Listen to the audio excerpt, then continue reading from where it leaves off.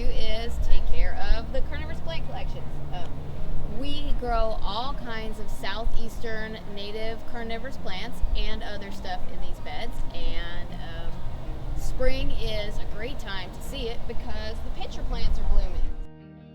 So the very first thing to bloom here is the yellow pitcher plant, or Trumpet, Sarracenia flava, and you can see that happening right now. Pitcher plants do a cool thing where they bloom before they make next year's or the new pitchers so that they don't eat their pollinators. So what you see this time of year, because we've cleaned up the beds, is just the flowers, and then later in the season the pitchers will come along and fill in. We grow all kinds of different stuff in these beds. These collections were developed by Gardner, who was a former curator, one of the originals here, and he was really passionate about pitcher plants and collected all kinds of wonderful plant material.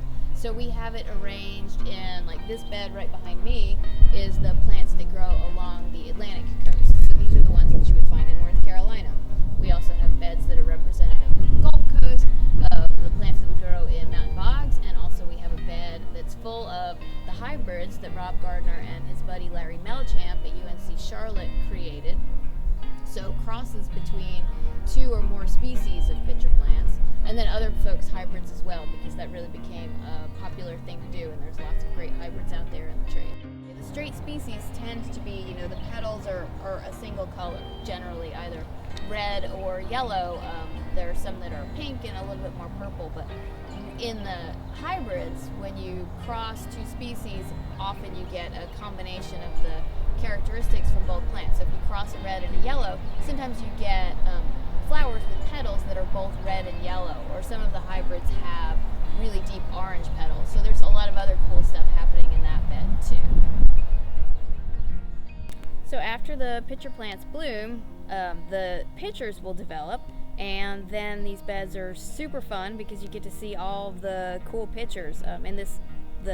We're looking at the hybrid bed here, and the plants in this picture were, developed and selected for different characteristics, but one of them is very colorful pitcher, so this is always a fun one. And then after that, we have all kinds of other things that we grow in here with the pitcher plants, a bunch of different kinds of plants that grow in similar growing conditions, so acidic, low nutrient soils with lots of sun and constant moisture. So there's always something going on in these beds. It's always a good time to visit. Rose pink orchids are one of the first non-carnivorous plants to bloom in these beds.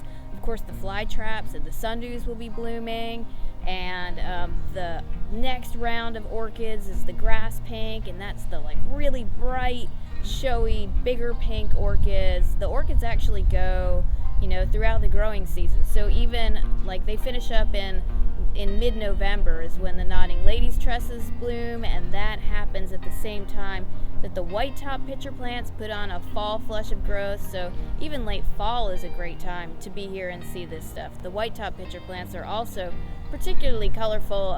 They're a combination of green and white and red, so really fun ones to see.